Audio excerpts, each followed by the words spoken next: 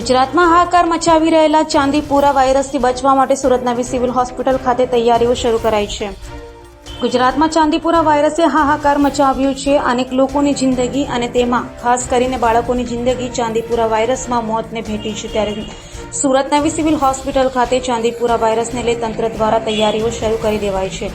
સુરત નવી civil hospital ખાતે Chandipura virus સામે લડવા માટે અલગ સ્પેશિયલ વોર્ડ બનાવવામાં આવી રહ્યો છે. તો સાથે ડોક્ટરની ટીમ સ્ટાફ સાથે 24 કલાક કાર્યરત રાખવા પણ આદેશ કરાયા છે.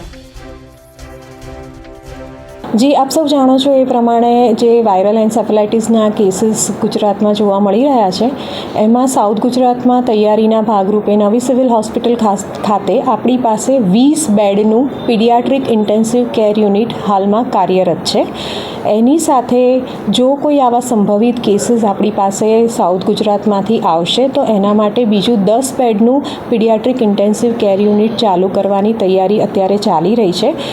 એટલે કે અમે બપોર સુધીમાં એને કાર્યરત કરી લઈશું.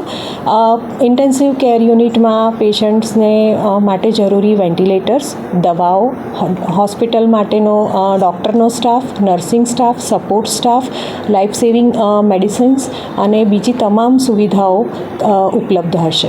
કેટલા ડૉક્ટરો એમાં કાર્યરત રહેશે? હાજી, અમારી એક ઇમરજન્સી ટીમ 24/7 ઓન ડ્યુટી રહે છે. એની સાથે પીડિયાટ્રિક ઇન્ટેન્સિવ કેર યુનિટનો ડેડિકેટ 6 થી 7 ડૉક્ટરોનો સ્ટાફ 24/7 ઇન્ટેન્સિવ કેર યુનિટમાં હાજર રહે છે.